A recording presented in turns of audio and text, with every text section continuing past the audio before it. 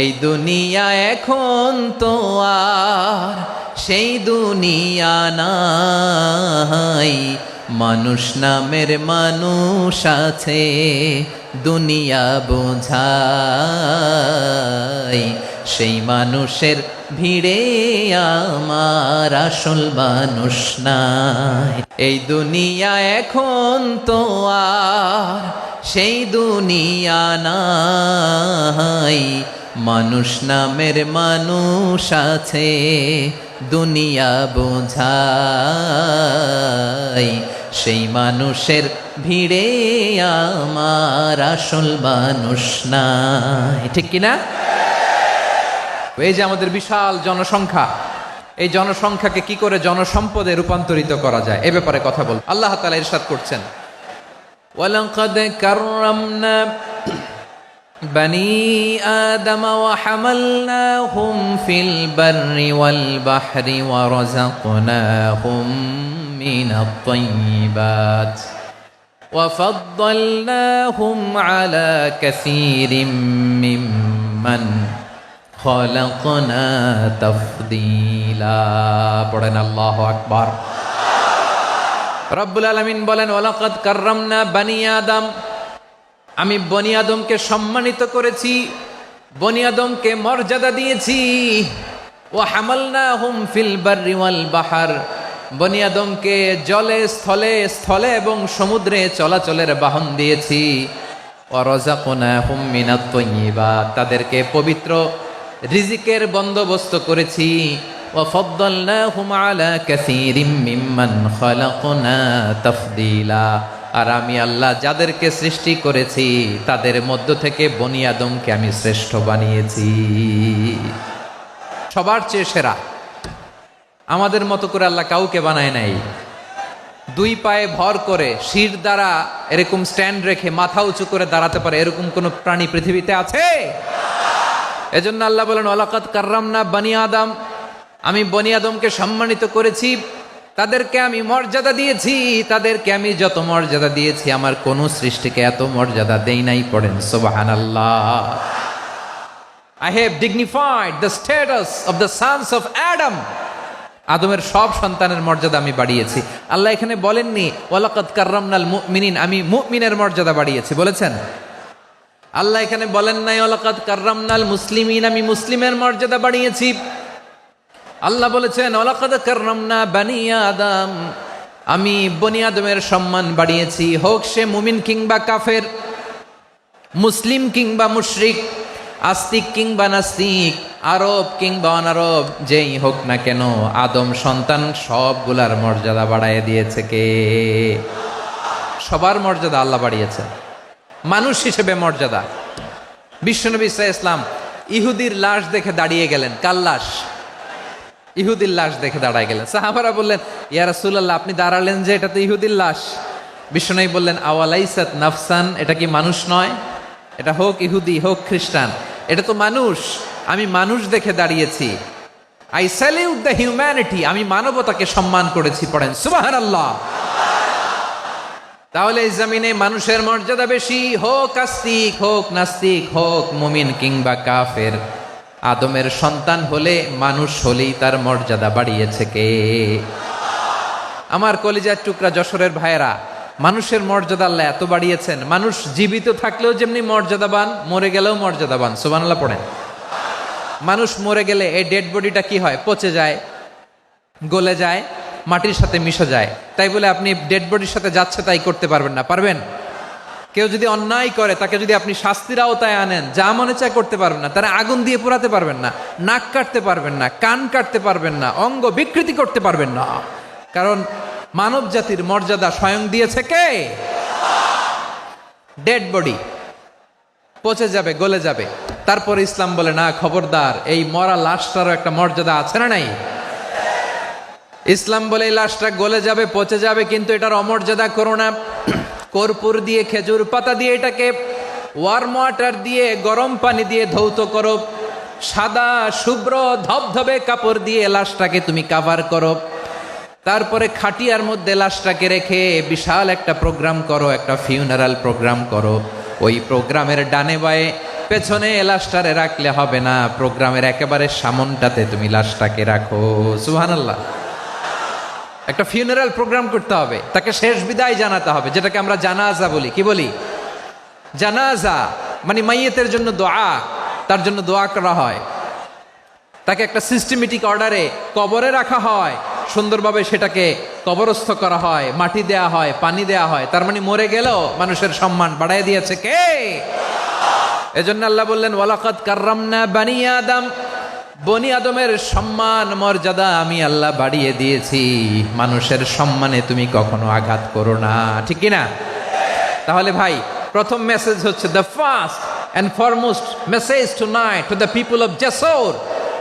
আল্লাহ বলেন I have dignified the status of son of Adam. আমি বনি আদম সবার মর্যাদা বাড়িয়ে দিয়েছি, হোক আস্তিক নাস্তিক, হোক কাফের কিংবা মুশরিক, তার মর্যাদা বাড়াই দিছে কে? যখন বন্যা হয় আমরা ত্রাণ নিয়ে যাই, আমরা শুধু মুসলমানদেরকে ত্রাণ দেই নাকি? হ্যাঁ, আমরা মুসলমানকেও দেই, অমুসলমানকেও দেই, হিন্দুকেও দেই, বৌদ্ধকেও দেই। যেখানেই মানবতা বিপন্ন সেখানে ইসলামের হেল্পিং হ্যান্ড আছে না নাই? সুবহানাল্লাহ। কি দিন আমরা পেয়েছি, কি বিধান আমরা পেয়েছি। ওয়ালাকাদ কাররামনা বানি আদম, আমি বনি আদমকে সম্মানিত করেছি। এরপর আল্লাহ বললেন ওয়া হামালনাহুম ফিল বাররি ওয়াল বাহর, জলে স্থলে আমি চলাচলের যানবাহনের ব্যবস্থা করেছি। আমরা স্থলে ঘোড়ার উপরে চড়ি, উটের উপরে চড়ি, গাড়ির উপরে চড়ি। এই যে গাড়ির ইঞ্জিন বানাইছি আমরা, এটার মেধা দিয়েছে কে? আবার সাগরের মধ্যে আমরা নৌযান, জলযান, বড় বড় জাহাজ দিয়ে এক মহাদেশ থেকে আরেক মহাদেশ যাই, এক দেশ থেকে মালামালগুলো আরেক দেশে পাঠাই। সাগরের ভেতরে নৌকাগুলোরে ধরে রাখলো কে?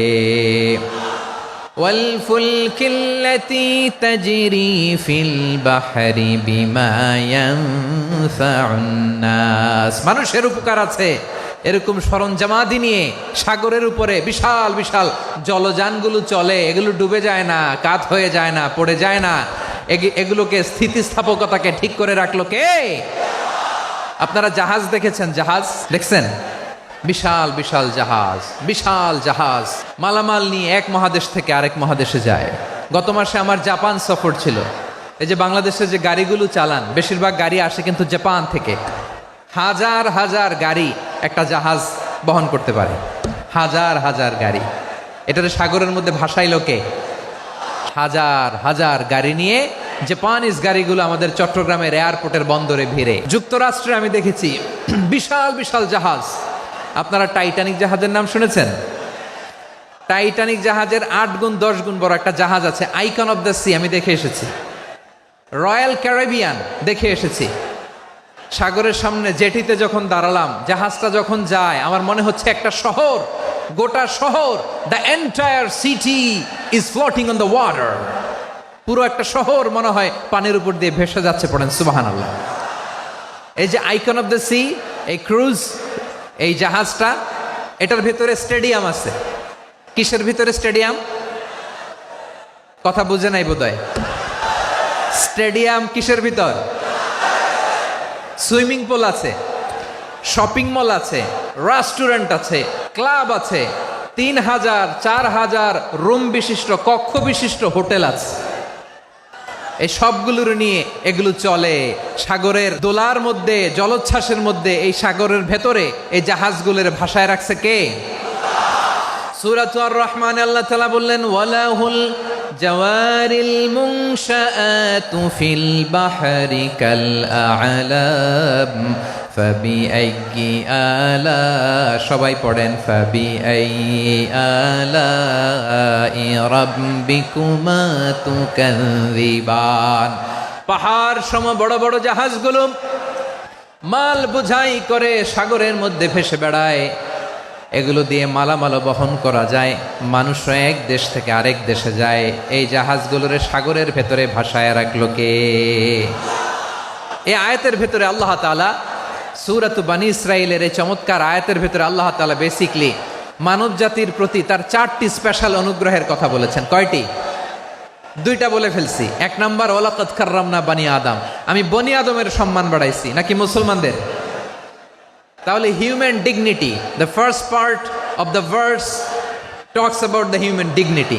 2 নাম্বার অংশ আল্লাহ তাআলা বললেন ওয়া হামালনাহুম ফিল বাররি ওয়াল বাহর, স্থলে এবং সমুদ্রে আমি তাদের জন্য চলাচলের বাহন দিয়েছি। সুবহানাল্লাহ।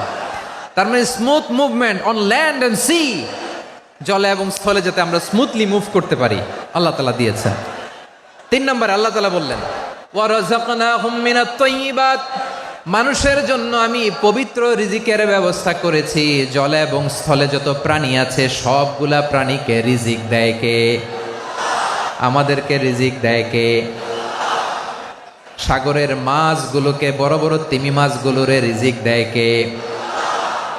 বাতাসের মধ্যে ভেসে বেড়ানো বড় বড় পাখিগুলো, স্ক্যান্ডিনেভিয়ান কান্ট্রি থেকে লক্ষ লক্ষ কোটি কোটি পাখিগুলো যে এক দেশ থেকে আরেক দেশে ট্রান্সফার হয়, এগুলোর রিজিক দেয় কে?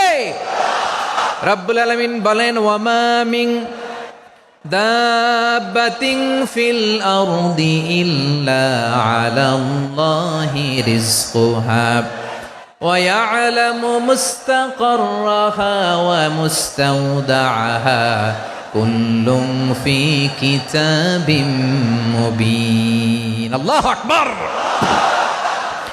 রব্বুল আলামিন বলেন ভূপৃষ্ঠে বিচরণশীল যত প্রাণী আছে সব প্রাণীগুলোকে আমি আল্লাহ আমার নিজের কুদরতে রিজিকের বন্দোবস্ত করি। এই প্রাণীগুলো কোথায় থাকে, কোথায় যায়, সব জায়গায় আমি রিজিক পৌঁছে দেই। রিজিক কেউ দিতে পারে না, রিজিকের মালিক কে? রিজিকের মালিক তিনি আল্লাহ।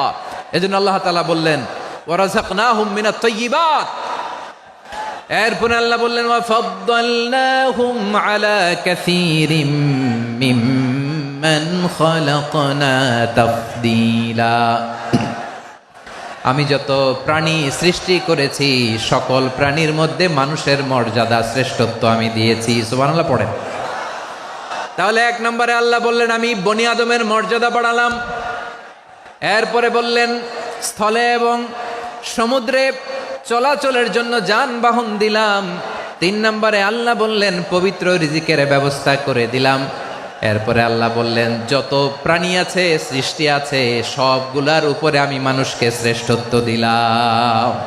সুবহানাল্লাহ। তাহলে সবচেয়ে বেশি শ্রেষ্ঠত্ব মানুষের। কার? মানুষের। শুধু তাই নয় প্রিয় ভাইরা, আকাশ এবং জমিনে যা কিছু আছে সবকিছু মানুষের জন্য, মানুষের কল্যাণে, মানুষের প্রয়োজনে, মানুষের বশীভূত করে সৃষ্টি করেছেন কে? রব্বুল আলামিন বলেন হুয়াল্লাযী খালাকা লাকুম মা ফিল আরদি জামিআ। এই জমিনের মধ্যে যা কিছু আমি আল্লাহ সৃষ্টি করেছি সব কিছু আমি মানুষের জন্য সৃষ্টি করেছি। পড়েন সুবহানাল্লাহ।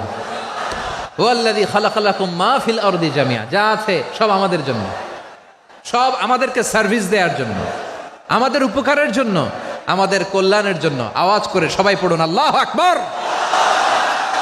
অন্য আয়াতে আল্লাহ বললেন ওয়াসাখখারা লাকুম মা ফিস সামাওয়াতি ওয়া মা ফিল আরদি জামিআম মিন ইন্না ফি যালিকা লাআয়াতিন লিকাউমি ইয়াতাফাক্কারুন।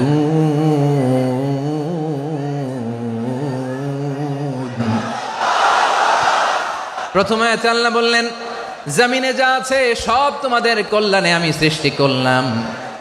এরপরে আল্লাহ বললেন আকাশেও যা আছে সব তোমাদের জন্য সৃষ্টি করলাম, তোমাদের অনুগত বানায় দিলাম। পড়েন সুবহানাল্লাহ। মানুষের কি ব্রেইন দেখেন, মানুষ জমিন ছেড়ে আকাশে চলে যায়। পাখি দেখে মানুষের শখ হলো পাখি যেহেতু উঠতে পারে আমরাও পারবো। অরবিল রাইট, উইলবার রাইট, 2 ভাই মিলে আঁকাঝোঁকা করতে করতে করতে করতে প্লেন বানায় ফেললো। কোন সুবহানাল্লাহ। এখন পাখিও ওরে, আমরাও ওরি। এরপরেই মানুষের কৌতূহল থামে না এখানে। মানুষ চলে গিয়েছে চাঁদে। কোথায় গেছে? এখন কিন্তু চাঁদে জমি বিক্রি হয় জানেন। পৃথিবী নিয়ে মারামারি শেষ। রাশিয়া আমেরিকা এখন ধরছে চাঁদ আর মঙ্গল গ্রহ। এখন চাঁদে জমি বিক্রি হয়, মঙ্গলে জমি বিক্রি হয়। এই চাঁদ, মঙ্গল, বৃহস্পতি, শনি সব আল্লাহ তাআলা আমাদের জন্য বানিয়েছেন। সুবহানাল্লাহ পড়েন। মানুষ সাগরের উপরে চড়ে, শূন্যে ভেসে বেড়ায়, পাহাড় কেটে সুড়ঙ্গ বানায়, টানেল বানায়, মানুষ ব্রডব্যান্ডের লাইন নিয়ে যায় সাগরের ভেতর দিয়ে, এক দেশ থেকে আরেক দেশে, এক মহাদেশ থেকে আরেক মহাদেশে। সুবহানাল্লাহ পড়েন। তার মানে গোটা বিশ্বের সব কিছুর উপরে control, superiority over all creatures, সব কিছুর উপর কন্ট্রোল, মনিটরিং, নিয়ন্ত্রণ, এটা প্রতিষ্ঠা করে দিয়েছে কে? এজন্যই মানুষের শ্রেষ্ঠত্ব। ওয়ালাকাদ কাররামনা বানি আদম, আমি বনি আদমের সম্মান বাড়িয়েছি, মর্যাদা আমি বাড়িয়ে দিয়েছি এ কারণে, কারণ মানুষ সব কিছুর উপর নিয়ন্ত্রণ নিতে পারে। মানুষকে নিয়ে এই কোরআনের সব আলোচনা, মানুষকে নিয়ে এই কোরআনের সব। তাই কোরআনের কেন্দ্রীয় আলোচ্য বিষয় হচ্ছে মানুষ। মানুষকে আল্লাহ স্বাধীনতা দিয়েছেন। ফামান শাআ ফালইউমিন ওয়া মান শাআ ফালইয়াকফুর। চাইলে মুমিন হতে পারো, চাইলে কাফের হতে পারো, তোমার ইচ্ছা। তবে জেনে রাখো, মুমিন হলে পাবা জান্নাত, কাফির হলে পাবা জাহান্নাম। নাও দ্য ডিসিশন ইজ ইয়ার্স। সিদ্ধান্ত তোমার, জান্নাতে যাবা না জাহান্নামে যাবা। মানুষকে আল্লাহ এত স্বাধীনতা দিয়েছেন, মানুষ চাইলে অনেক ভালো হইতে পারে। ভালোর রাস্তাও খোলা, খারাপ হওয়ার রাস্তাও খোলা। ভালো হইলে মানুষ অনেক ভালো, খারাপ হইলে অনেক খারাপ। ভালো হইলে সবচেয়ে ভালো, খারাপ হইলে সবচেয়ে খারাপ। এজন্য সিদ্ধান্ত আপনাকেই নিতে হবে। আল্লাহ তাআলা বলছেন, লাকাদ খালাকনাল ইনসানা ফি আহসানি তাকওয়িম সুম্মা রাদাদনাহু আসফালা সাফিলিন। আমি মানুষকে অনেক সুন্দর অবয়বে, সুন্দর আকৃতিতে সৃষ্টি করেছি। তার শুধু চেহারার ডিজাইনটাই সুন্দর নয়, তার ব্রেনটা বড্ড সুন্দর, তার মানসিকতা বড্ড সুন্দর, তার সৃজনশীলতা বড্ড সুন্দর। পড়েন সুবহানাল্লাহ। আমাদের ব্রেনটা অনেক সফিস্টিকেটেড ব্রেন, অনেক সফিস্টিকেটেড। এই 1.5 কেজি ব্রেন ইউজ করে মানুষ গোটা বিশ্বে সভ্যতা বিনির্মাণ করেছে, ঠিক কিনা? এই ব্রেন আল্লাহ তাআলা আমাকে দিয়েছে। এটারে কাজে লাগালে, আপনার 6 সেন্স কাজে লাগালে আপনি অনন্য মানুষ হয়ে উঠবেন, মহামানবে রূপান্তরিত হবেন। মানুষ হতে পারে, চাইলেই মহামানব হতে পারে। আবার যদি মানুষ চায় খারাপও হতে পারে। আল্লাহ বললেন শুধু ভালোই না, ভালো হতে চাইলে অনেক ভালো তুমি হতে পারো, আবার খারাপ হতে চাইলে অনেক খারাপ তুমি হতে পারো। সুম্মা রাদাদনাহু আসফালা সাফিলিন। খারাপ হলে একেবারে খারাপ হতে পারো, নিকৃষ্ট হলে একেবারে নিকৃষ্ট হতে পারো, ভালো হলেও ভালো হতে পারো। মানুষ শ্রেষ্ঠত্বে ফেরেশতাকে ছাড়িয়ে যায়, আর অধপতনে সে পশুকেও হার মানায়। এটার প্রমাণ কি? মানুষ শ্রেষ্ঠ হইলে যে ফেরেশতার চেয়েও সেরা, তার প্রমাণ কি? আল্লাহ তাআলা বলছেন, ওয়া ইয কুলনা লিল মালাইকাতি ইসজুদু লি আদম ফাসাজাদু ইল্লা ইবলিস আবা ওয়াস্তাকবারা ওয়া কানা মিনাল কাফিরিন। আল্লাহ বলেন, স্মরণ করো সে সময়ের কথা যখন আমি ফেরেশতাদেরকে বললাম, ও ফেরেশতারা আদমকে সেজদা দাও। সব ফেরেশতারা সম্মান সূচক সেজদা আদমকে দিল। তারা আদমের জন্য সেজদায় লুটিয়ে পড়ল, একজন ছাড়া, তার নাম ইবলিস। আওয়াজ করে বলেন, তার নাম কি? সে অহংকার প্রদর্শন করলো, সে কাফের হয়ে গেল। বাকি সব ফেরেশতারা সেজদা দিল। সুবহানাল্লাহ। আবার আদম আলাইহিস সালামকে আল্লাহ জিজ্ঞেস করলেন, সব বলে দিল উত্তর, কিন্তু ফেরেশতাদেরকে একই প্রশ্ন জিজ্ঞেস করলেন, তারা উত্তর করতে পারে নাই। তার মানে এর মধ্য দিয়ে প্রমাণিত হয়, মানুষ ভালো হলে ফেরেশতার চেয়েও ভালো, ফেরেশতার চেয়েও মানুষের মর্যাদা বাড়িয়ে দিয়েছে কে? সব নূরের ফেরেশতা যখন মাটির আদমকে সেজদা দেয়, এটা প্রমাণ করে ফেরেশতার চেয়েও মানুষের মর্যাদা বাড়িয়ে দিয়েছে কে? তুমি মাটির আদমকে প্রথম সৃষ্টি করিয়া ঘোষণা করিয়া দিলে শ্রেষ্ঠ বলিয়া, তাই তো নূরের ফেরেশতা করে আদমকে সেজদা। ঠিক কিনা বলেন? তাই তো নূরের ফেরেশতা করে আদমকে সেজদা। সবার চেয়ে সম্মান দিলে মাটির আদমকে। আল্লাহু আল্লাহু তুমি জাল্লে জালালুহু, শেষ করা তো যায় না গে তোমার গুণগান। পড়েন না? পড়েন। আল্লাহু আল্লাহু তুমি জাল্লে জালালুহু, শেষ করা তো যায় না গে তোমার গুণগান। আল্লাহু আল্লাহু। আল্লাহু আকবার। আদমের মর্যাদা বেশি, মানুষের মর্যাদা বেশি। মানুষ শ্রেষ্ঠ তার প্রমাণ, নূরের ফেরেশতা মাটির আদমকে সেজদা করে আওয়াজ করে বলেন ঠিক কিনা। তাহলে মানুষ ভালো হলে ফেরেশতার চেয়ে ভালো। আবার মানুষ যদি খারাপ হয় সে পশুর চেয়েও খারাপ, অধপতনে পশুত্বকে হার মানায়। তার প্রমাণ কি? তার প্রমাণ হচ্ছে যশোরের ভাইরা দেখবেন পত্রিকায় নিউজ পেপারে মাঝে মাঝে এরকম দেখা যায়, এক মানুষ আরেক মানুষকে হত্যা করে 20 টুকরা করে বস্তার ভিতরে ভরেছে। আচ্ছা, বুঝে থাকলে আওয়াজ করে বলেন, কোনদিন শুনছেন একটা হাতি আর একটা হাতিকে হত্যা করে 20 টুকরা করছে, এরপরে বস্তার ভিতরে ভরছে? হয়েছে? তাহলে দেখেন, মানুষ যদি খারাপ হয় সে পশুকেও হার মানায়। চিল্লায় বলো ঠিক কিনা। এমনও দুশ্চরিত্র মানুষ আছে যার নজর থেকে 6 মাসের ছোট্ট মেয়ে থেকে শুরু করে 80 বছরের বৃদ্ধারাও নিরাপদ নয়। পশুকেও হার মানে। মানুষের ঘর জ্বালিয়ে পুড়ে মেসাকার করে দেয়, জনপদের পর জনপদ জ্বালায় দেয়। এরকম আছে না নাই? গাজার মধ্যে যে অ্যাটাক করেছে, এরা মসজিদ মানে নাই, মসজিদে বম ফেলেছে। এরা খ্রিস্টানদের চার্চ গির্জা মানে নাই, গির্জায় বম ফেলেছে। পৃথিবীর ইতিহাসে never happened in the history of the world that someone bombed on a hospital, on a ICU center. এমন হাসপাতাল যেখানে আইসিইউর রোগীরা আছে, ওই হাসপাতালের উপরও ইসরায়েলি সৈনিকেরা বোমা মেরেছে। জোরে বলেন ঠিক কিনা। এরা মানুষ? আওয়াজ করে বলেন, এরা মানুষ না। প্রিয় ভাইয়েরা, চোখ কান নাক মুখ থাকলেই মানুষ না। যা সামনে দেখেন এগুলো সব মানুষ না, এগুলো জনসংখ্যা। এগুলো কি? সবাই বলুন, এগুলো কি? বাড়ছে জনসংখ্যা, কমছে মানুষ।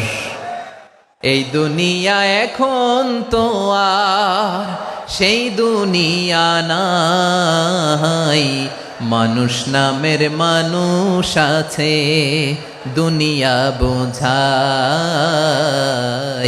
সেই মানুষের ভিড়ে আমার আসল মানুষ নাই। ঠিক কিনা? আসল মানুষের বড্ড অভাব, আসল মানুষের বড্ড অভাব। আমার ভাইয়েরা, মানুষ খারাপ হলে পশুকেও হার মানায়। আচ্ছা, আওয়াজ করে বলেন, যে ইসরায়েলি সোলজাররা উপর থেকে বোমা মারল তারাও মানুষ? তারাও কি? ওরাও রক্তে মাংসে মানুষ, ওদেরও পরিবার আছে। বোমা মেরে যেই মেয়েটাকে তারা অনাথ বানায়, ইয়াতিম বানায়, ও কিন্তু বাসায় ওর মেয়েটাকে রেখে আসছে। ঠিক কিনা বলেন?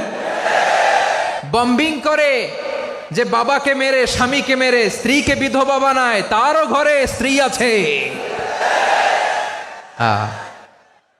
উপর থেকে বম মেরে মানুষ মেরে দিচ্ছে, তারাও মানুষ।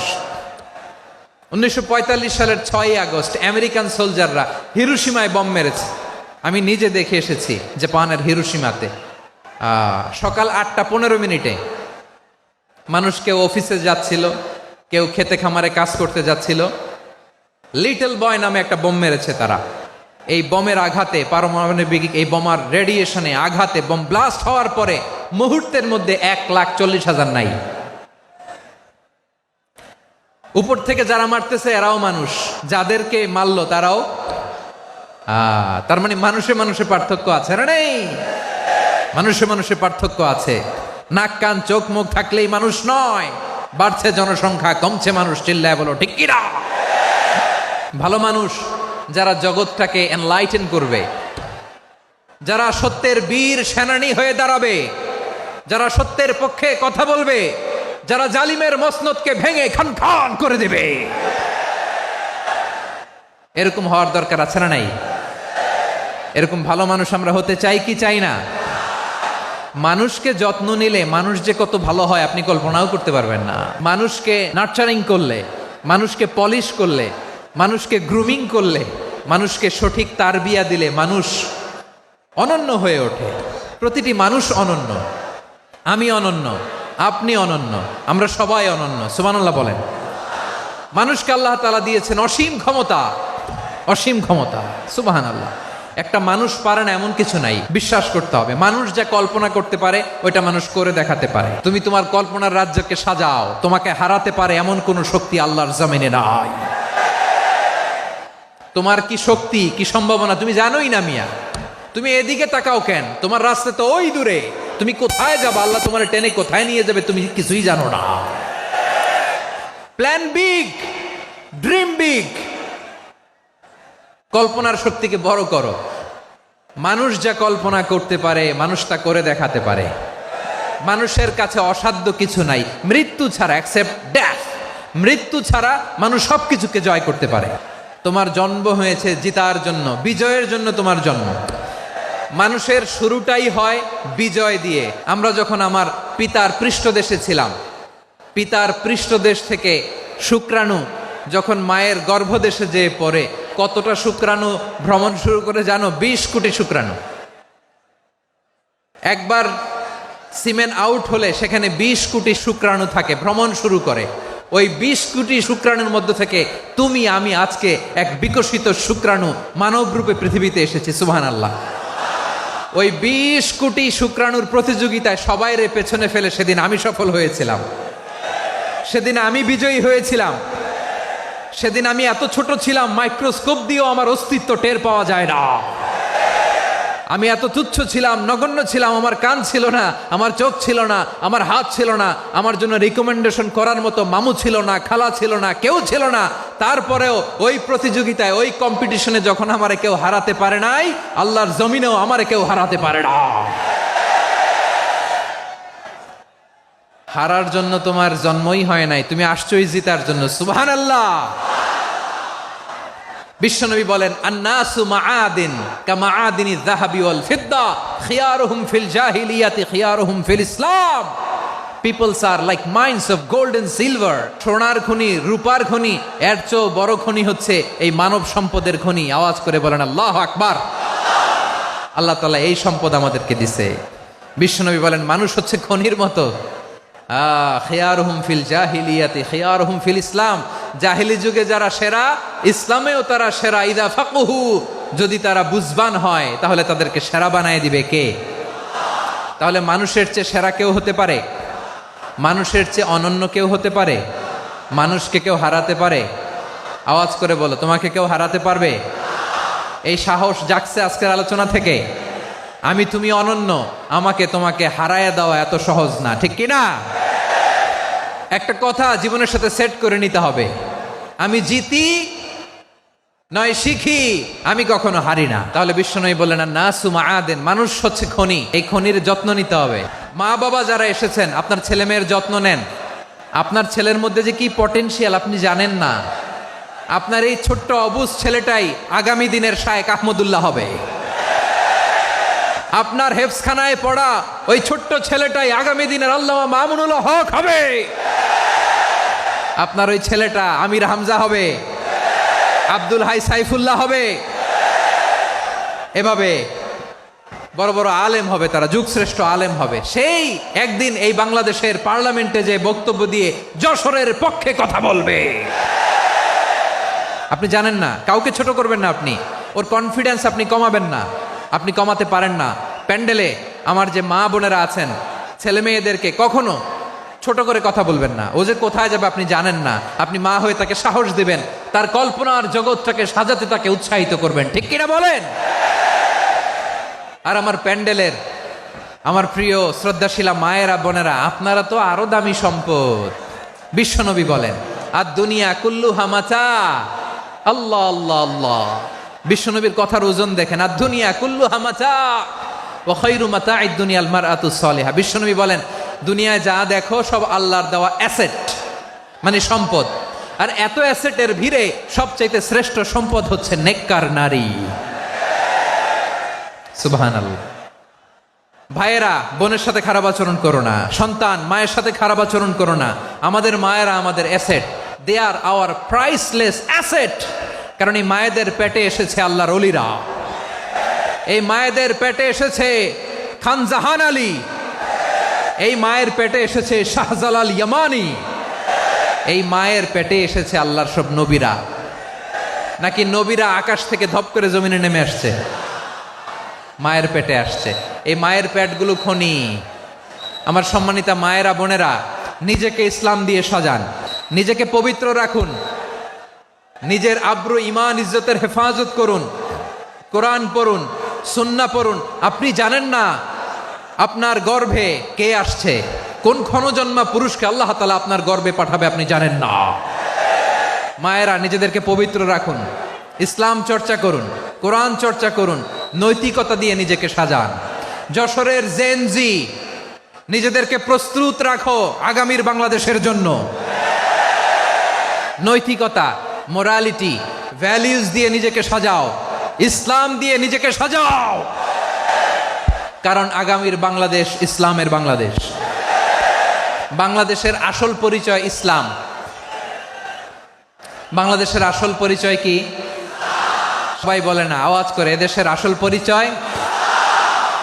এদেশে আজান শুনে সূর্য ওঠে শহর গ্রামে, এদেশে আজান শুনে সূর্য ডুবে সন্ধ্যা নামে, এদেশে সকল কাজে সবাই বলে বিসমিল্লাহ, এদেশে ভালো কিছু দেখে শুনে হাসি মুখে সবাই বলে মাশা আল্লাহ, সুবহানাল্লাহ সুবহানাল্লাহ সুবহানাল্লাহ সুবহানাল্লাহ সুবহানাল্লাহ সুবহানাল্লাহ সুবহানাল্লাহ সুবহানাল্লাহ।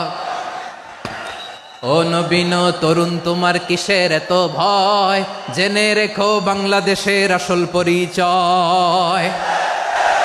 বাংলাদেশের আসল পরিচয় ইসলাম। আওয়াজ তুলে বলো, আসল পরিচয় কি? এদেশে পরস্পরে দেখা হলে দেয় সালাম, এদেশে আমজনতার হৃদয় জুড়ে পাক্কা আলাম, ঠিক কি না? এদেশে বিপদ এলে সর্বজনে সর্বক্ষণে দোয়া পড়ে ইন্না লিল্লাহ সুবহানাল্লাহ সুবহানাল্লাহ সুবহানাল্লাহ সুবহানাল্লাহ। এদেশে আজান শুনে সূর্য ওঠে শহর গ্রামে, এদেশে আজান শুনে সূর্য ডুবে সন্ধ্যা নামে, এদেশে সকল কাজে সবাই বলে বিসমিল্লাহ, এদেশে ভালো কিছু দেখে শুনে হাসি মুখে সবাই বলে মাশা আল্লাহ সুবহানাল্লাহ। আওয়াজ করে সুবহানাল্লাহ সুবহানাল্লাহ সুবহানাল্লাহ সুবহানাল্লাহ। সবাই একসাথে সুবহানাল্লাহ সুবহানাল্লাহ সুবহানাল্লাহ সুবহানাল্লাহ। এদেশের আসল পরিচয় কি? আওয়াজ করে বলতে ভয় লাগে। এদেশের আসল পরিচয় কি? ইসলাম দিয়ে আমাদের সংসদ ভবন চলুক, আমরা চাই কি চাই না? বঙ্গভবনে লা ইলাহা ইল্লাল্লাহর পতাকা উড়ুক, আমরা চাই কি চাই না? প্রতিটি জেলা অফিসে, ডিসি অফিসে লা ইলাহার পতাকা ঝুলুক, আমরা চাই কি চাই না? মানুষকে যত্ন নিলে মানুষের মধ্যে যারা কি পটেনশিয়াল রেখেছে। আমি জাপানের দুইটা উদাহরণ দেই। জাপানে 2022 সালে জাপানের সাথে জার্মানির খেলা, ফিফা ওয়ার্ল্ড কাপ 2022, ওই খেলায় জিতেছিল জাপান। জিতেছিল 22 সালের এই ফিফা ওয়ার্ল্ড কাপে জাপান ফুটবল খেলায় জিতে as a part of their celebration তারা খেলার পরে পুরো স্টেডিয়ামটারে ক্লিন করে, the fan base of Japan, লক্ষ লক্ষ মানুষ খেলা দেখতে যায়, তো এত ডাস্টবিনও তো নাই, তো যারা ডাস্টবিনে জায়গা পায় নাই তারা এই যে চকলেটের প্যাকেট, পানির বোতল, চিপসের প্যাকেট তারা এদিকে সেদিকে রেখে দিয়েছে। জাপানের ভক্তরা, জাপানের ফলোয়াররা as a part of their celebration তারা খেলার পরে পুরো স্টেডিয়ামের সব ময়লা আবর্জনা ক্লিন করে তারপরে বিদায় নিয়েছে।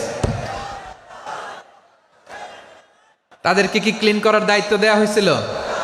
তারা কি স্টেডিয়ামের পরিচ্ছন্নতা কর্মী? তাদের আকল, তাদের সিক্স সেন্স তাদেরকে বলেছে। ছোটবেলা থেকে জাপান গভর্নমেন্ট ওদেরকে এত পরিচ্ছন্নতা শেখায়, ক্লিনলিনেস অ্যাওয়ারনেস ক্যাম্পেইন করায়।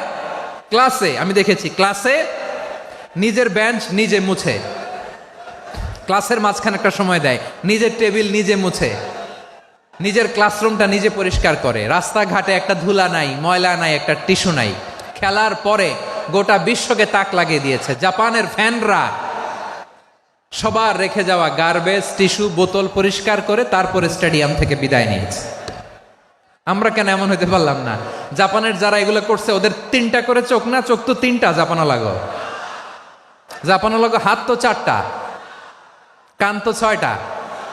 হ্যাঁ, নাকি আমার মতো 2 হাত 2 কানালা মানুষ? চোখে দেখলে ওটা মানুষ না। চিন্তা করছেন?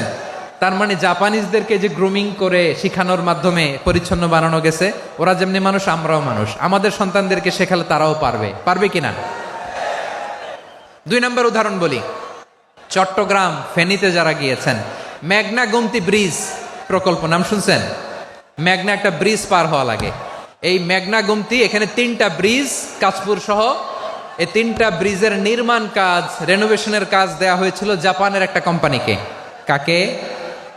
জাপানের কোম্পানির নির্মাণ শেষে 738 কোটি টাকা বেঁচে গেছিল, এটা গভর্নমেন্টের হাতে দিয়ে তারা বিদায় নিয়েছে।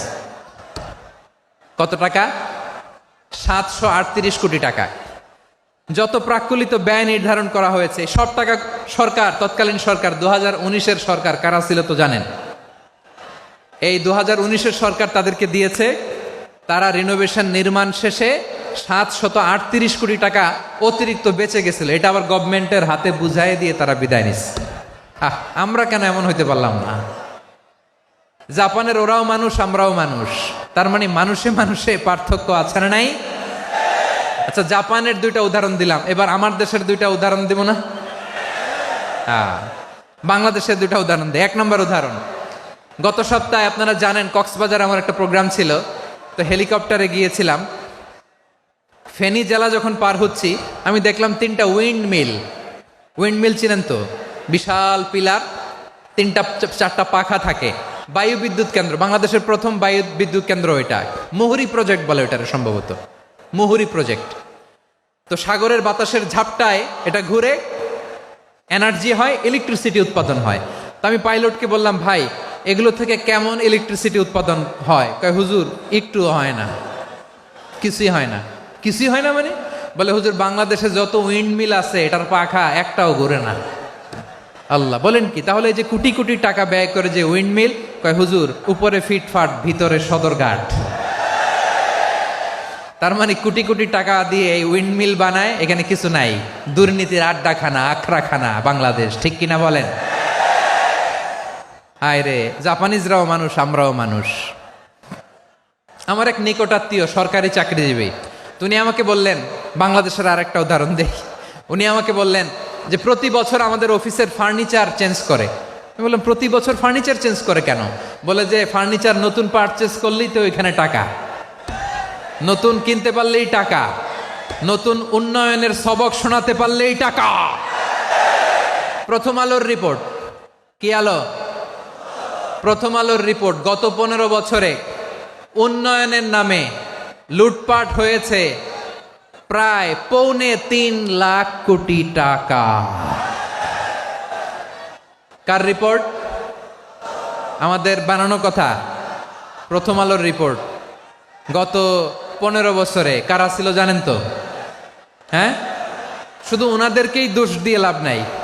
স্বাধীনতার পর থেকে শুধু শাসকের হাত বদল হয়েছে, আমরা কিছু পাই নাই, ঠিক কিনা বলেন? আমরা এরকম চাই না। তাহলে জাপানের মানুষও মানুষ, আমরাও মানুষ। সিদ্ধান্ত আপনার, কোন মানুষ হবেন, ভালো মানুষ না খারাপ মানুষ? আজকের আলোচনার বিষয় হচ্ছে মানব সম্পদের উন্নয়ন, human resource development. It's a process to increase the capacity of knowledge, skill, capacity of the people of a country. একটা দেশের মানুষের জ্ঞান, তাদের দক্ষতা কি করে বাড়ানো যায়, বাড়িয়ে দেশের উন্নয়ন করানো যায়, এটাই হচ্ছে মানব সম্পদ উন্নয়নের মূল কথা। তাহলে মানব সম্পদ হচ্ছে একটা দেশের সবচাইতে শক্তিশালী পুঁজি। প্রাকৃতিক সম্পদ, খনিজ সম্পদের চেয়েও দামি হচ্ছে মানব সম্পদ। আল্লাহ তাআলা দয়া করে আমাদেরকে এই মানব সম্পদ দিয়েছেন। আসুন আমাদের এই মানুষগুলোকে আমরা সোনার মানুষ বানাই। রাজি আছেন তো সবাই? রাজি আছেন? মানুষ পারে না এমন কোনো কিছু নাই, চাইলে সব পারে। এজন্য মানুষকে তারবিয়া দিতে হবে, যথাযথভাবে তাদেরকে গড়তে হবে। আসুন আমরা সিরাতের আয়নায় বিশ্বনবীর জীবনী থেকে দেখি তিনি কিভাবে হিউম্যান রিসোর্সকে ম্যানেজ করতেন। বিশ্বনবী, he was a very good talent hunter, চৌকস ট্যালেন্ট হান্টার ছিল। কার মধ্যে কি ট্যালেন্ট আছে দেখলেই বুঝে ফেলতেন। সুবহানাল্লাহ পড়বেন না? কি নবী আমরা পেয়েছি! He was a very good talent hunter. আমার নবী তিনি চৌকস ট্যালেন্ট হান্টার ছিলেন। কার মধ্যে কি প্রতিভা বের করতেন, ওই প্রতিভাকে ইসলামের কল্যাণে কাজে লাগাতেন। যাকে যেই জায়গায় সেট করলে ভালো হবে তাকে ওই জায়গায় সেট করতেন। কয়েকজন সাহাবীর জীবনী শোনাই। আবু মাহজুরা রাদিয়াল্লাহু তাআলা আনহু, মক্কার মুয়াজ্জিন, আগে ছিল মুশরিক, পরে হয়েছে মুমিন। উনি কিভাবে মুমিন হইলেন এই ঘটনাটা একটু আপনাদের শোনাতে চাই। আবু মাহজুরা রাদিয়াল্লাহু তাআলা আনহু কিভাবে মুসলিম হলেন, আওয়াজ করে শুনেন। হুনাইনের যুদ্ধ, 8ম হিজরি, বিষ্ণু ঈসা ইসলাম হুনাইনের যুদ্ধ শেষে ফিরতেছেন। পথিমধ্যে বেলাল রাদিয়াল্লাহু তাআলা আনহু আজান দিচ্ছেন। কি দিচ্ছেন?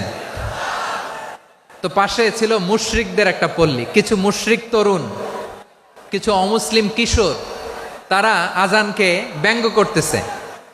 আমাদের বাংলায় মুখ ভেঙ্গানো বলে আর কি। বেলাল রাদিয়াল্লাহু তাআলা আনহু আজান দিচ্ছেন, ওই বাচ্চাগুলো মুশরিক, তো ওরা আজানকে ব্যঙ্গ করতেছে, বিকৃতি করে ওরাও আজান দিচ্ছে। উদ্দেশ্য হচ্ছে আজানকে নিয়ে ঠাট্টা করা। উদ্দেশ্য কি? ঠাট্টা করা। ব্যাপারটা মনে কষ্ট পাওয়ার মতো ব্যাপার না?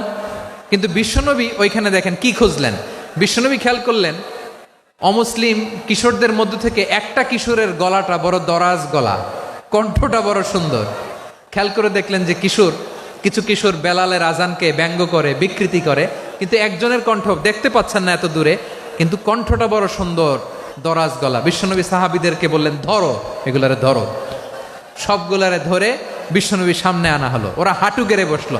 বিশ্বনবী বললেন, তোমাদের মধ্যে কে যেন ব্যঙ্গ করে আজান দিচ্ছিল, তার গলাটা বড় উঁচু, গলার বেসটা বড় মজবুত, মেলোডিয়াস, সুমধুর কণ্ঠ। কে? আবু মাহজুরা বলে, আমার বন্ধুরা সবাই আমার দিকে আঙ্গুল দেখায়, আমি পড়ে গেছি বিপদে। রাসূল সাল্লাল্লাহু আলাইহি ওয়াসাল্লাম বাকি অমুসলিম তরুণদেরকে ছেড়ে দিলেন, বললেন তোমরা যাও। এবার আবু মাহজুরারে পাইছে। আবু মাহজুরার চুলের মধ্যে হাত দিলেন বিশ্বনবী, মাথায় হাত দিয়ে বললেন, এবার আজান দাও দেখি। আবু মাহজুরা বলে, আমি তো আজান দিতে জানি না, কারণ আমি তো বেলালেরটা শুইনা দিছি, আমার তো মুখস্থ নাই, আমি তো আজান দিতে জানি না। বিষ্ণু বললেন, জানো না? তাহলে আসো, আমি তোমারে শিখাই দেই। সুবহানাল্লাহ পড়েন। আবু মাহজুরা হাঁটু গেড়ে বসে, বিশ্বনবীর মোবারক হাত আবু মাহজুরার চুলের মধ্যে। বিশ্বনবী আজানের মুআল্লিম আবু মাহজুরাকে বলতেছে, ঠিক আছে তোমারে শিখাই দিচ্ছি, আমি যা যা বলবো আমার সাথে সাথে বলো, পারবা? আবু মাহজুরা বলে, পারবো। বিশ্বনবী আজান দিচ্ছেন, মাথায় হাত দিয়ে আল্লাহু আকবার,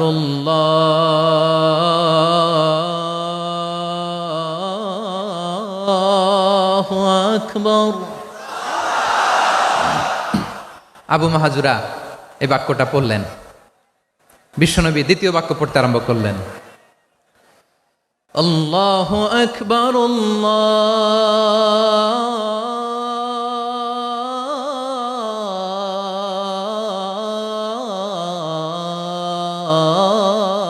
আল্লাহু আকবার।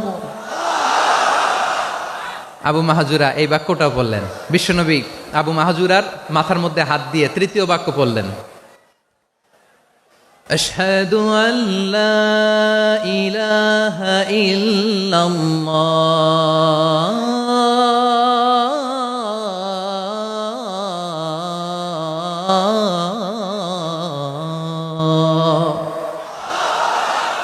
আবু মাহজুরা তৃতীয় বাক্য পড়লেন। বিশ্বনবী একটা বাক্য পরে আবু মাহজুরা পরে, বিশ্বনবী পরে আবু মাহজুরা পরে। আবু মাহজুরা কিন্তু অমুসলিম, মুশরিক। আবু মাহজুরা বলে, এক একটা বাক্য পড়ি আমার কলিজাটা গলে ঠান্ডা হয়ে যায়। এতদিন মোহাম্মদকে গালি দিতাম, এখন মোহাম্মদ আমার মাথায় যখন হাত রাখছে আমার সারা শরীর ঠান্ডা হয়ে গেছে। বিশ্বনবী আজান শিখাচ্ছেন, একটা একটা বাক্য পড়ে আবু মাহজুরাও পড়ে, বিশ্বনবী পড়ে, আবু মাহজুরাও পড়ে। পুরো বাক্যগুলো যখন শেষ, আজান শেষ, আবু মাহজুরাও যখন পুরো আজান পড়লেন, আবু মাহজুরা বললেন, এতদিন মোহাম্মদের চেহারা দেখলে আমার ঘৃণা লাগতো, আজ থেকে মোহাম্মদের চেহারার চেয়ে প্রিয় চেহারা আমার কাছে নাই। আবু মাহজুরা বললেন, ও মুহাম্মদ, আজানের বাক্য তো আপনি আমারে শেখালেন, এখানেই শেষ করবেন না, আপনি আমারে পড়ায় দেন, লা ইলাহা ইল্লাল্লাহু মুহাম্মাদুর রাসূলুল্লাহ সাল্লাল্লাহু আলাইহি ওয়াসাল্লাম। বিশ্বনবীর সাথে দাঁড়িয়ে উনি শাহাদা পড়ে মুসলমান হয়ে গেলেন। এবার আবু মাহজুরা বলে, ইয়া রাসূলুল্লাহ, ইয়া হাবিবাল্লাহ, আমি মুমিন হয়েছি, মুসলমান হয়েছি, আপনার কাছ থেকে আজান শিখার সৌভাগ্য আমি লাভ করেছি গো নবী। আমার কণ্ঠের বড় তারিফ করেছেন, আপনি আমার আজানকে আপনি পছন্দ করেছেন। একটা জিনিস আপনার কাছে চাই, আপনি আমাকে মক্কার মসজিদুল হারামের মুয়াজ্জিন হিসেবে অ্যাপয়েন্ট করে দে। বিষ্ণু ইসা ইসলাম বললেন, যাও আবু মাহজুরা, আমি তোমাকে পৃথিবীর শ্রেষ্ঠতম মসজিদ মক্কার মসজিদুল হারামের মুয়াজ্জিন হিসেবে অ্যাপয়েন্ট করে দিলাম। দেখছেন কিভাবে ট্যালেন্ট হান্টিং করতে হয়, কিভাবে হিউম্যান রিসোর্স মানব সম্পদকে ব্যবহার করতে হয়। আসছিল আজানকে ভেঙ্গাইতে, আসছিল কেন? আজানকে ব্যঙ্গ করার জন্য, বিকৃত করার জন্য। আজানকে বিকৃত করতে যে ইসলামের সবচেয়ে শ্রেষ্ঠ মসজিদের মুয়াজ্জিন হয়ে গেল। পড়েন সুবহানাল্লাহ। হযরত আবু মাহজুরা রাদিয়াল্লাহু তাআলা আনহু ওনার এই সুললিত কণ্ঠ ব্যবহার করে মসজিদুল হারামে এত সুন্দর করে আল্লাহু আকবার বলে আজান দিতেন, মানুষগুলোর, মুসল্লিগুলোর, মক্কাবাসীর হৃদয়কে তিনি বিগলিত করে দিতেন। মানুষের হৃদয়কে ঠান্ডা হয়ে যেত। শুধু এখানেই শেষ না আমার যশোরের ভাইয়েরা। বিশ্বনবী যখন সাইয়েদনা আবু মাহজুরা রাদিয়াল্লাহু তাআলা আনহুকে আজান শিখাচ্ছিলেন, বলেন তো বিশ্বনবীর হাতটা কোথায় ছিল? আবু মাহজুরার মাথার সামনে, এই চুলের উপরে ছিল।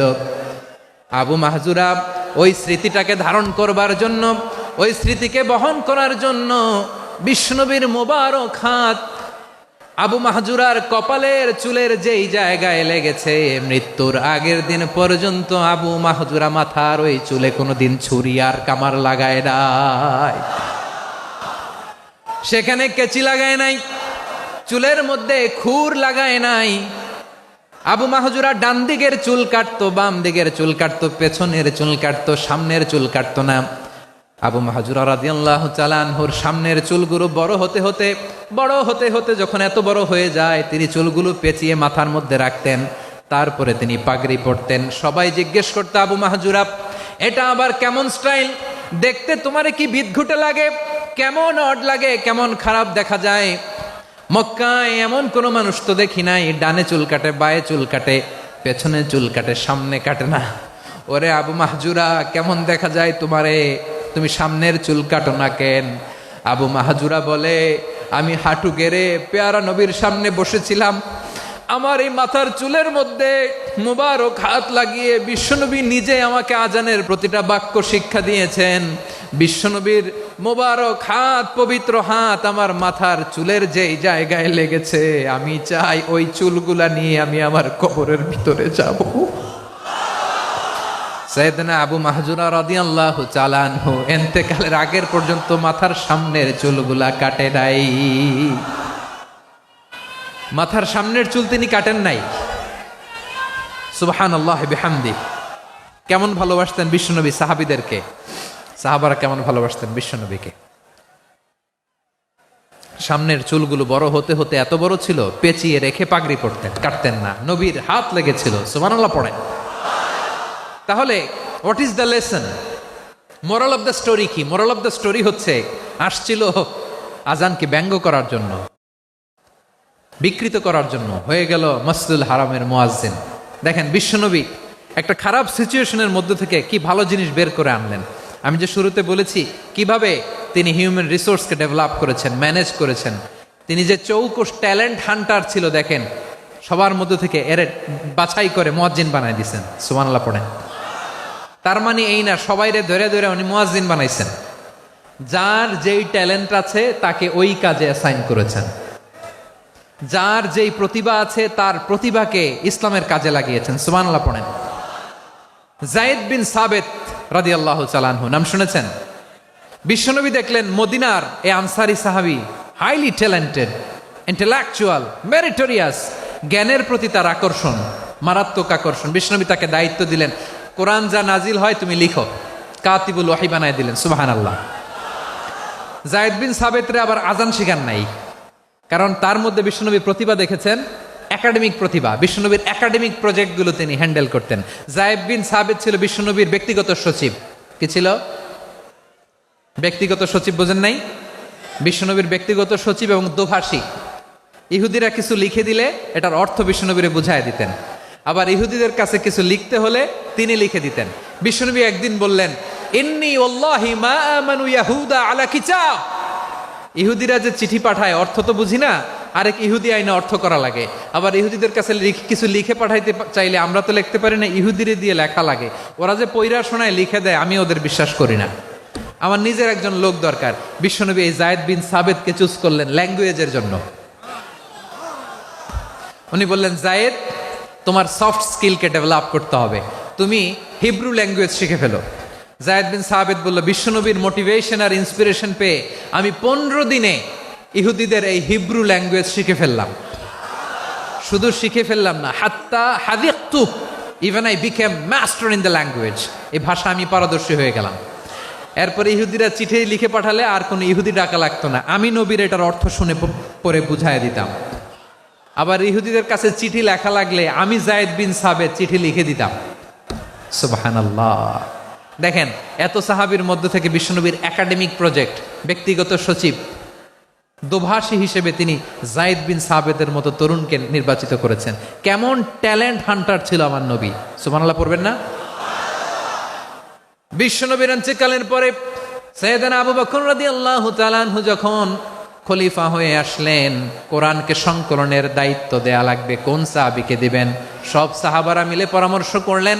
সাইয়েদনা আবু বকর, উমর সবাই মিলে এই বিশাল কোরআন সংকলনের গুরু দায়িত্ব বিশ্বনবীর ব্যক্তিগত সচিব, বিশ্বনবীর দোভাষী, বিশ্বনবীর সিলেক্ট করাই লোক যায়েদ ইবনে সাবেত রাদিয়াল্লাহু তাআলা আনহুকে দিয়েছেন।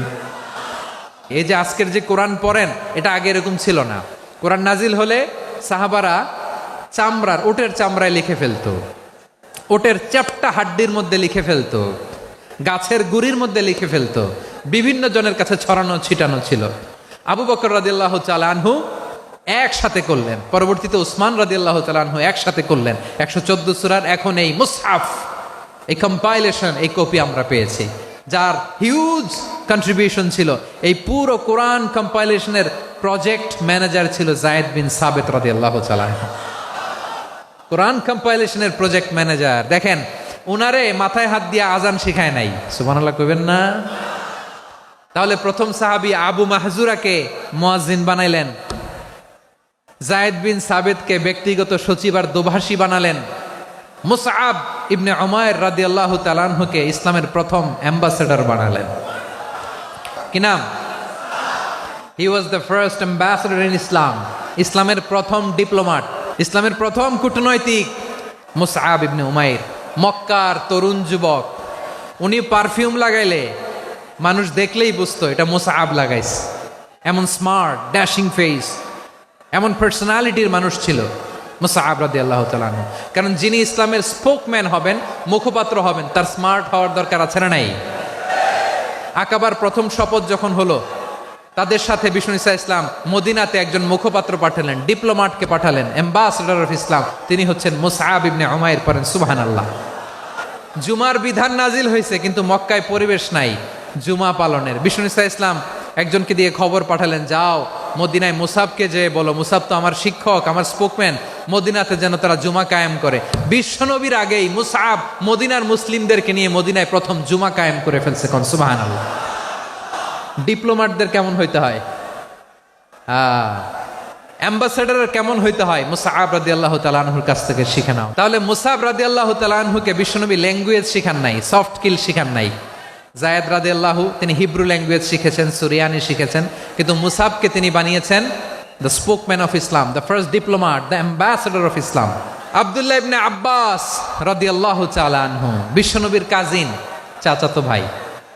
আবার মাইমুনা রাদিয়াল্লাহু তাআলা আনহু, মাইমুনা নবীর স্ত্রী, তিনি ছিলেন আব্দুল্লাহর আপন খালা।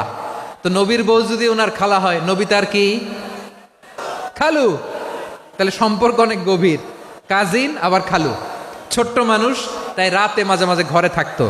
বিশ্বনবী দেখলেন আব্দুল্লাহ যেহেতু আমার ঘরে ঢুকতে পারে, আব্দুল্লাহরে এই উম্মতের বড় শিক্ষাবিদ বানাইতে হবে। তাই আব্দুল্লাহ ইবনে আব্বাসকে বিশ্বনবী হাতে কলমে শিক্ষা দিয়েছেন। তো বিশ্বনবী রাতে যখন তাহাজ্জুদ পড়তেন, ছোট্ট আব্দুল্লাহ ঘরে থাকতো। বুঝতে পেরেছেন? ছোট্ট মানুষ তো ঘরে থাকতো। তো বিশ্বনবী তাহাজ্জুদের জন্য একবার দাঁড়িয়েছেন, ছোট্ট আব্দুল্লাহ ওযু করে দাঁড়াইছে। আচ্ছা বলেন তো, ইমাম আর মুসল্লি মোট যদি দুইজন হয়, একজন ইমাম একজন মুসল্লি, তো মুসল্লি ইমামের কোন দিকে দাঁড়াবে? ডানে দাঁড়াবে। ছোট্ট আব্দুল্লাহ বুঝে নাই। বিশ্বনবী তাহাজ্জুদ শুরু করেছেন, উনি একতেদা করছেন আর দাঁড়াইছেন বায়ে। কোথায় দাঁড়িয়েছেন? আব্দুল্লাহ বলেন, যখন আমি বায়ে দাঁড়ালাম, আখাযা রাসূলুল্লাহ সাল্লাল্লাহু আলাইহি ওয়াসাল্লাম উযুনি আল ইউমনা ইয়াফতিলুহা। বিশ্বনবী নামাজরত অবস্থায় আমার কান ধরে টেনে আমার ডান দিকে এনে দাঁড় করায় দিলেন। পড়েন সুবহানাল্লাহ। দেখেন, হাতে কলমে শিক্ষা। আর জীবনে ভুল হবে? কথা কয় না, আর ভুল হবে? আর ভুল হবে না।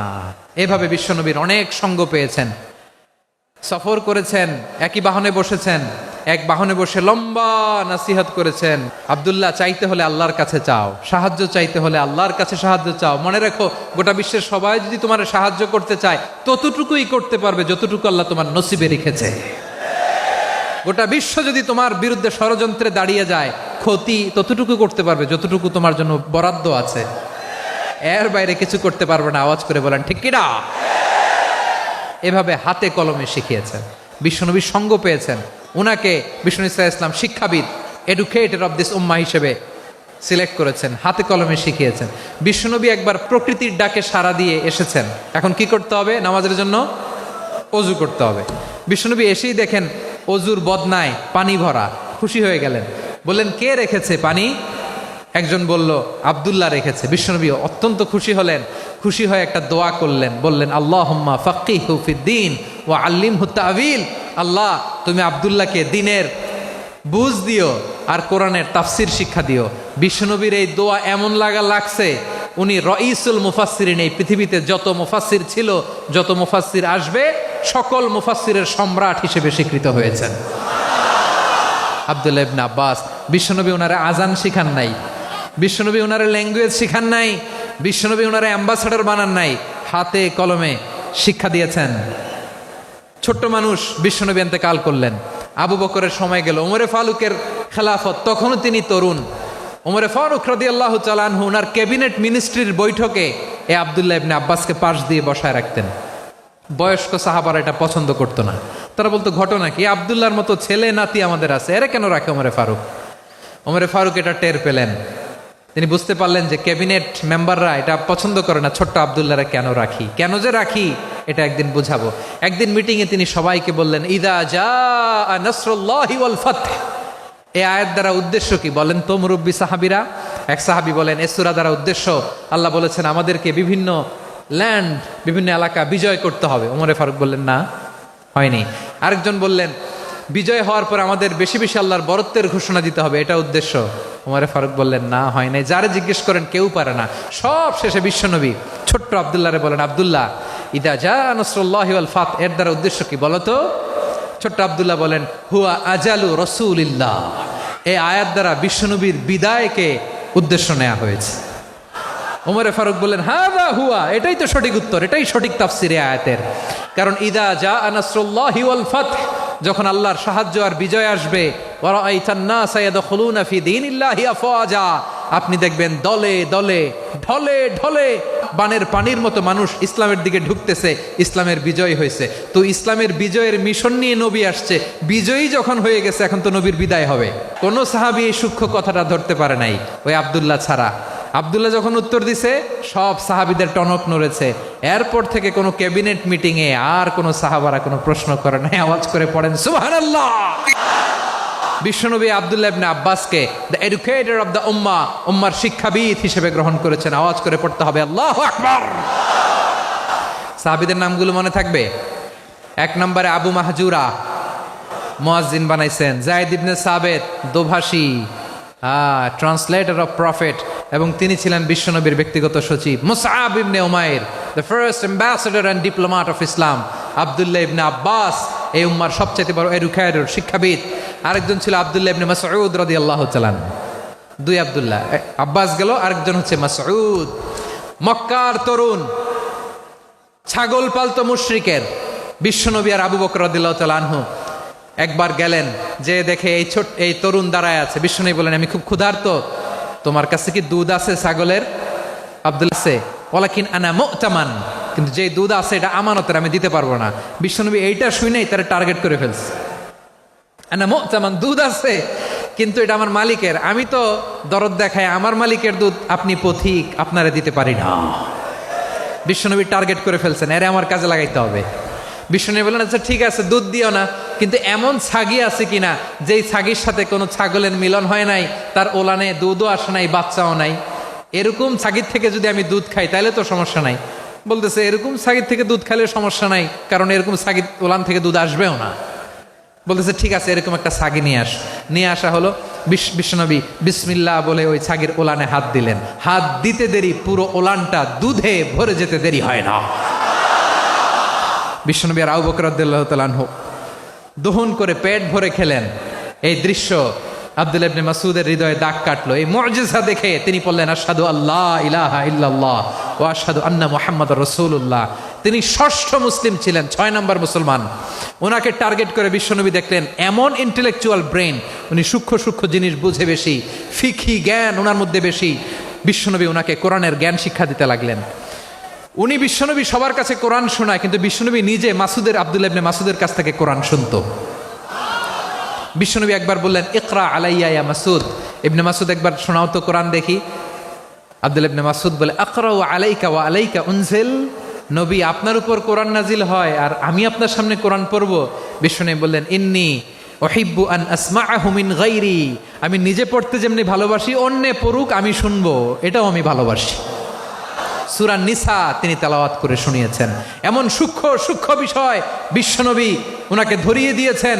উনি হয়ে গিয়েছেন আব্দুল্লাহ ইবনে আব্বাস, হয়েছেন রাইসুল মুফাসসিরিন, উনি হয়ে গিয়েছেন ফাকিহুল উম্মাহ। ওনার চাইতে বড় ফকিহ এই পৃথিবী আর দেখবে না। চিল্লায় বলেন সুবহানাল্লাহ। উনি বলতেন, ওয়াল্লাহি ইল্লাযী লা ইলাহা গায়রু মা উনজিলাত সূরাতুন ইল্লা ওয়া আনা আ'লামু আইনা উনজিলাত ওয়া ফিমা উনজিলাত। বিশ্বনবী এমনভাবে কোরআনের দার্স আমাকে দিয়েছেন, কোরআনে যত সূরা নাজিল হয়েছে, যেখানে নাজিল হোক না কেন আমি জানি এটা কোথায় নাজিল হয়েছে এবং কোন প্রেক্ষাপটে নাজিল হয়েছে। এমন একটা সূরা নাই যে সূরার কোথায় নাজিল হয়েছে আমি মাসুদের জানা নাই, কোন প্রেক্ষাপটে নাজিল হয়েছে আমার জানা নাই। এরকম ঘটবে না। চিল্লায় বলেন আল্লাহু আকবার। এই আব্দুল্লাহ ইবনে মাসউদ রাদিয়াল্লাহু তাআলা আনহু ওমর ফারুকের সময় কুফার চিফ জাস্টিস ছিলেন। কুফা নগরীর চিফ জাস্টিস। চিফ জাস্টিস বুঝেন নাই? বিচারপতি। কি ছিলেন? সবাই বলে নাই, কি ছিলেন? বিচারপতি ছিলেন। এবং ওনার যে ফিকহি জ্ঞানের ধারা, এটাই আলকামা, ইব্রাহিম আন-নাখাই, হাম্মাদ ইবনে সুলাইমান হয়ে ইমাম আবু হানিফা পর্যন্ত পৌঁছেছে। এবং ওনার ফিকহি জ্ঞানের ধারাই হানাফি মাযহাবে অ্যাকসেপ্ট হয়েছে। আজও এগুলো হানাফি মাযহাবে চর্চিত হয়। হানাফি মাযহাবের সব ফিক আব্দুল্লাহ ইবনে মাসউদের ফিকহি জ্ঞানের ধারা থেকে নেওয়া হয়েছে। চিল্লায় পড়েন সুবহানাল্লাহ। তাহলে উনাকে বিশ্বনবী বানিয়েছেন জুরিস্ট, আইনবিদ, ফকিহ। উনারে আজান শিখান নাই। হিউম্যান রিসোর্স ডেভেলপমেন্ট কিভাবে করবেন, মানব সম্পদের উন্নয়ন কিভাবে করতে হয়, কিভাবে যার যেখানে প্রতিভা কাজে লাগাতে হয় উনি দেখিয়েছেন। সুবহানাল্লাহ পড়বেন না? খালিদ বিন ওয়ালিদ কি ছিলেন? বীর যোদ্ধা। কিন্তু তিনি ইসলাম ধর্ম গ্রহণ করেছেন অনেক দেরিতে, 8ম হিজরিতে। তার মানে 8ম হিজরির আগে উনি মুশরিকদের পক্ষে লড়াই করেছেন। ওনার হাতে কত মুসলিম সাহাবী যে নিহত হয়েছে হিসাব নাই। বিশ্বনবী টার্গেট করে রাখছে, তুমি আমাদের মুসলিমদের এত ক্ষতি করলা, তুমি যখন মুসলমান হবা তোমারে দিয়ে আমি এমন কাম করামু যে এটা আর কেউ করতে পারবে না। খালিদ বিন ওয়ালিদ রাদিয়াল্লাহু তাআলা আনহু 8ম হিজরিতে মুসলিম হয়েছেন, মক্কা বিজয়ের আগে। তো মক্কা বিজয়ের আগে যখন মুসলিম হয়েছেন, এর আগে কি করছেন? কাফিরদের সাথে যুদ্ধ করেছেন। উনি উহুদের যুদ্ধে মুসলমানদের যে পরাজয় ভাব, কঠিন পরিস্থিতির মুখোমুখি ওনার কারণে পেছন থেকে এমন আতর্কিত আক্রমণ করেছেন, মুসলমানদেরকে কচুকাটা করেছেন। 8ম হিজরিতে আল্লাহ তাআলা হেদায়েতের নূর দিয়ে ওনার হৃদয়টাকে উজালা করে দিলেন। লা ইলাহা এটা এমন বাণী যার হৃদয়ে একবার টাচ খাবে, এইটা থেকে সে আর পালিয়ে বেড়াতে পারে। ঝিনুকের ভেতর লুকিয়ে থাকে যেমন মতি, ঝিনুকের ভেতর লুকিয়ে থাকে যেমন মতি, কলমা শাহাদাতে আছে আল্লাহর জ্যোতি, কলমা শাহাদাতে আছে আল্লাহর জ্যোতি। ঠিক কিনা বলেন? মক্কা বিজয়ের আগে মুসলিম হলেন, হওয়ার পরেই বিশ্বনবীর টার্গেট ফুলফিল হলো। ওই যে টার্গেট করে রেখেছেন আর দোয়া করেছেন, খালিদ বিন ওয়ালিদ যদি মুসলিম হয় তাকে আমি মিলিটারি চিফ বানাবো। ওনাকে আজান শিখান নাই, ওনারে কান ধইরা নামাজের এই মাথা থেকে ওই মাথা আনান নাই, ফিকহি কোরআনের সূক্ষ্ম তাফসীর ওনারে শিখান নাই, অ্যাম্বাসেডর বানান নাই। বিষ্ণু ইসলাম উনাকে সামরিক অভিযানে প্রেরণ করেছেন। সামরিক অভিযানে তিনি প্রেরণ করেছেন। উনার জীবদ্দশায় উনার নেতৃত্বে যতগুলো যুদ্ধ হয়েছে একটা যুদ্ধেও তিনি পরাজয় বরণ করেন নাই। ওমরে ফারুকের সময়কালে তিনি চিফ অফ মুসলিম মিলিটারি মানে মুসলিম সেনাপতি হয়েছেন। তাহলে কিভাবে হিউম্যান রিসোর্স ব্যবহার করতে হয় গোটা বিশ্ব আমার নবীর কাছ থেকে শিখে নাও। খালিদ বিন ওয়ালিদ, ওনাকে বিশ্বনবী একটা উপাধি দিয়েছেন। উপাধিটা হচ্ছে সাইফুল্লাহিল মাসলুল, আল্লাহর নাঙ্গা তরবারি, আল্লাহর খোলা তরবারি, দ্য ওপেন সোর্ড অফ আল্লাহ। খালিদ বিন ওয়ালিদ মুসলিম সেনাপতি। হাসান বিন সাবেত রাসূলের সভা কবি, কালচারাল হিজিমনিকে ডিফিট করার জন্য। উনি ভালো অস্ত্র চালানো জানতেন না, ওই কাজে উনি যেতেন না। ওনার ছিল কাব্য প্রতিভা। কাফিররা কবিতা দিয়ে নবীকে গালি দিত, বিশ্বনবী বলতেন, ইয়া হাসান আজিব আন রাসূলিল্লাহ, তুমি নবীর হয়ে কাফেরদের এই কথাগুলোর জবাব দাও। বিশ্বনবীর একটা মিম্বার ছিল, বিশ্বনবীর মিম্বারের পাশাপাশি মসজিদে নববীতে এই হাসান বিন সাবেতের জন্য বিশ্বনবী একটা স্পেশাল মিম্বার বানিয়ে দিয়েছেন। এখান থেকে তুমি জবাব দাও। এবং বিশ্বনবী বলেছেন, আল্লাহুম্মা আইয়িদহু বিরূহিল কুদুস। আল্লাহ, হাসান আমার পক্ষে জবাব দেয়, তুমি জিব্রাইল মারফত তাকে সাহায্য পাঠাইয়া দিও।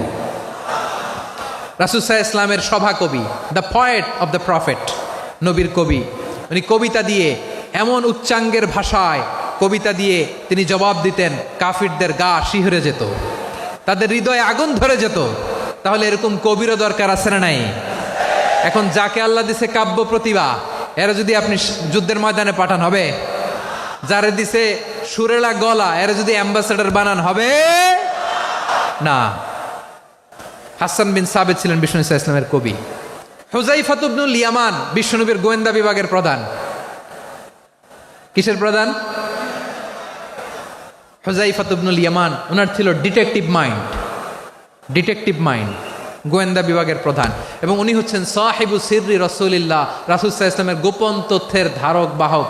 নবীর যেই কথা কেউ জানে না, সব হুযায়ফার পেটের ভিতরে ছিল। সুবহানাল্লাহ পড়েন। মদিনার যত ইহুদিদের একটা লিস্ট ছিল, এই লিস্ট শুধু দুইজন জানতো, বিশ্বনবী আর হুযায়ফা। গোয়েন্দা বিভাগের হেড ছিল। খন্দকের যুদ্ধে প্রচন্ড আজকের মতো শৈত্য প্রবাহ, মাটি খনন করতে করতে সাহাবীদের পেটে ক্ষুধা নাই, দাঁড়াইতে পারে না নামাজের জন্য, এত ক্লান্ত, ক্ষুধা, ক্লান্ত, শ্রান্ত। বিশ্বনবী বললেন, কে আছো? এই কঠিন শীত, এই ভয় আর ক্ষুধার মধ্যেও খন্দকের পরীক্ষার টপকে শত্রু শিবিরে যে আমাকে তথ্য দিবা, কে আছো?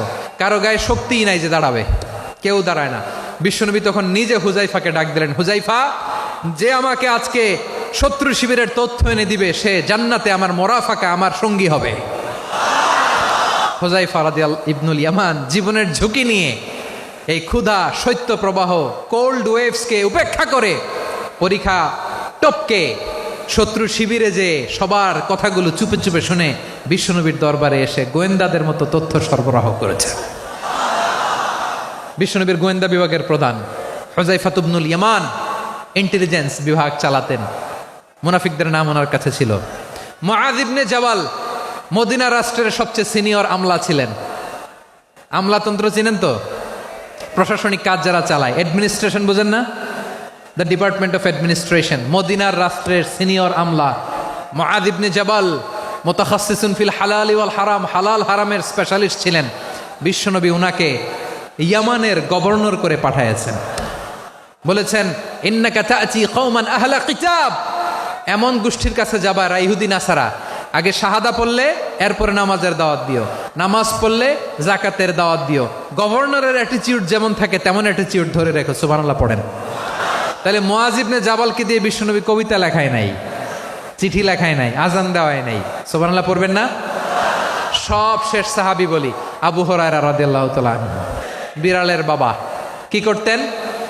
খালি হাদিস মুখস্থ করতেন। উনি বলতেন, আলজামু রাসূলুল্লাহ আলা মিল ইবাতনি, আমার শুধু পেটের ক্ষুধার বন্দোবস্ত হইলে আমি নবীর সঙ্গ ছাড়তাম না। আমার আনসার সাহাবারা ক্ষেত খামারের কাজ করতো, আমার মুহাজির সাহাবারা ব্যবসা করতো, আর আমি নবীর সাথে সাথে থাকতাম। শুধু সকাল বিকাল দুই বেলা যদি আমার খাবারের বন্দোবস্ত হয়, আমি আর নবীর লক ছাড়ি না। সুবহানাল্লাহ কইবেন না?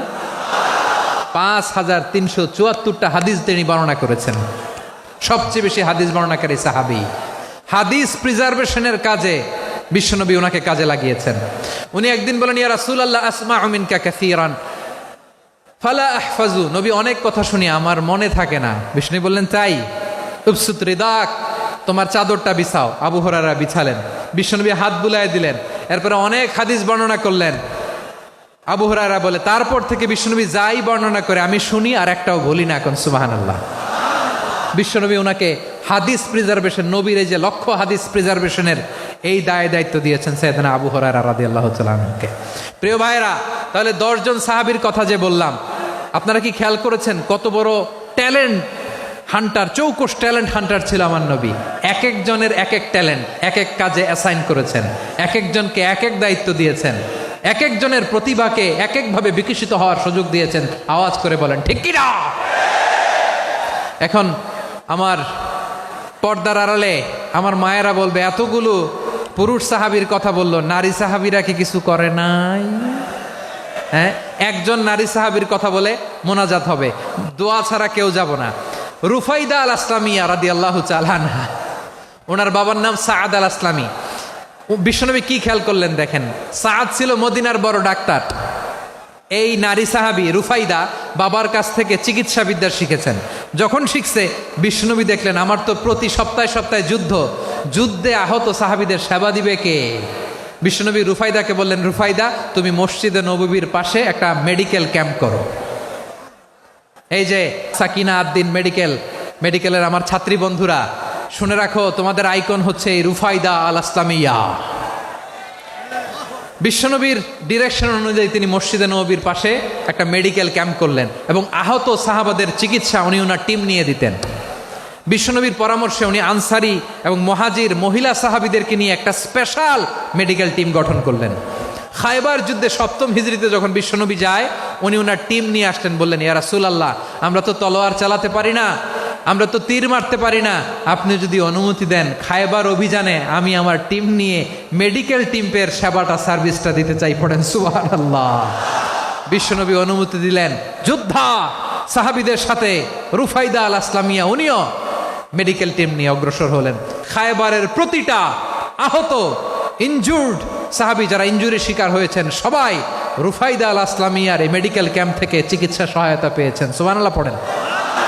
দেখেন কিভাবে বিশ্বনবী ট্যালেন্ট বাছাই করতেন। আপনি অবাক হবেন, বাহরাইনের মেডিকেল ইউনিভার্সিটিতে রুফাইদা আল আসলামিয়া মেডিকেল প্রাইজ অ্যাওয়ার্ড প্রতি বছর দেয়া হয়। যদি দিনের এই মেডিকেল আমার বোনেরা যদি জেনে থাকো জানো, না হলে নতুন করে জানো, সার্চ দিও, রুফাইদা আল আসলামিয়া মেডিকেল অ্যাওয়ার্ড বাহরাইনের ইউনিভার্সিটিতে দেওয়া হয়। প্রিয় ভাইয়েরা, তাহলে আলোচনার সামারি আমরা করি। বিশ্বনবী যেভাবে হিউম্যান রিসোর্সকে ম্যানেজ করেছেন, যার যেখানে প্রতিভা কাজে লাগিয়েছেন, আমরাও যদি করি আমাদের বাংলাদেশের চিত্র আমরা পাল্টে যেতে পারবো।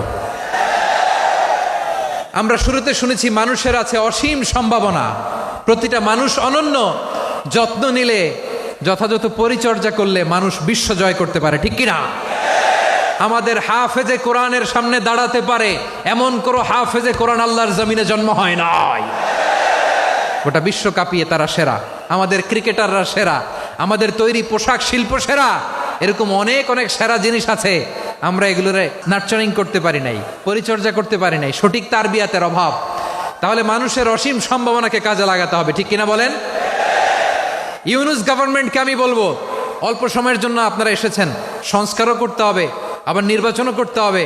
সব সংস্কার হতে করতে পারবেন না, যতটুকু পারবেন এর মধ্যে আমাদের যে হিউজ ম্যান পাওয়ার, আমাদের যে মানব সম্পদ, হিউম্যান রিসোর্স, এটাকে ডেভেলপ করে আপনাদের যেতে হবে।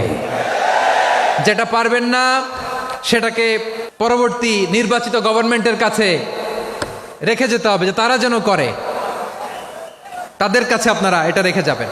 তাহলে মানুষ চাইলে বিশ্ব জয় করতে পারে, আর মানুষকে হারাতে পারে কেউ? আল্লাহ আমাদেরকে জনসংখ্যা দিয়েছেন প্রিয় ভাইয়েরা, এই জনসংখ্যা অনেক বড় সম্পদ, এটা আমাদের জন্য অভিশাপ নয়, আশীর্বাদ। আমাদের জনসংখ্যাকে যদি আমরা জনশক্তিতে রূপান্তর করতে পারি, আজকে বাংলাদেশ যে অবস্থানে দাঁড়িয়ে আছে, বাংলাদেশ তার 20 গুণ উন্নতির শিখরে চলে যাবে। চিল্লায় বলো ঠিক কিনা? আমাদের শ্রমিক ভাইয়েরা বাইরে কাজ করে, আমাদের শ্রমজীবী ভাইয়েরা, প্রবাসীরা, তাদের ব্যাপারে গুরুত্ব দিতে হবে। আমাদের শ্রমের দাম সবচেয়ে কম, সবচেয়ে কম। তারা এম্বাসিতে গুরুত্ব পায় না, এয়ারপোর্টে গুরুত্ব পায় না। এই সরকার অবশ্য তাদেরকে অনেক গুরুত্ব দিচ্ছে। আমাদের অদক্ষ শ্রমিককে যখন আমরা দুবাই পাঠাই, অল্প বেতন পায়, কিন্তু ইন্ডিয়ানরা দক্ষ শ্রমিক পাঠাইলে তার 3 গুণ বেতন পায়। আমরা আমাদের শ্রমিকদেরকে অদক্ষভাবে আর পাঠাতে চাই না, দক্ষ শ্রমিক পাঠিয়ে আমরা রেমিটেন্সের বন্যা বইয়ে দেব। তাদেরকে সবচেয়ে গুরুত্ব দিতে হবে।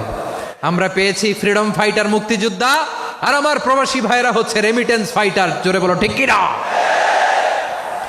তাহলে আমাদের এই জনশক্তিকে জনসম্পদে ট্রান্সফর্ম করতে হবে।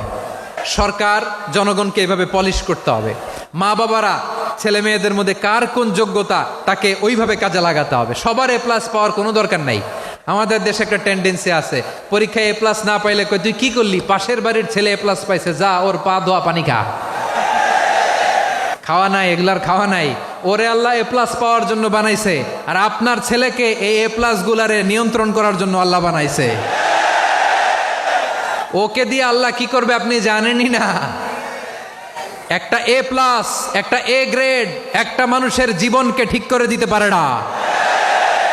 আপনার ছেলেকে আল্লাহ অন্যদিকে যোগ্যতা দিয়েছে। ওদের মনোবল ভাঙবেন না, খবরদার। যাকে দিয়ে যেটা হবে তাকে দিয়ে সেটা করতে হবে, তার প্রতিভাকে সেভাবে কাজে লাগাতে হবে। তাহলে আমাদের এই জনসংখ্যা জনসম্পদে রূপান্তরিত হবে।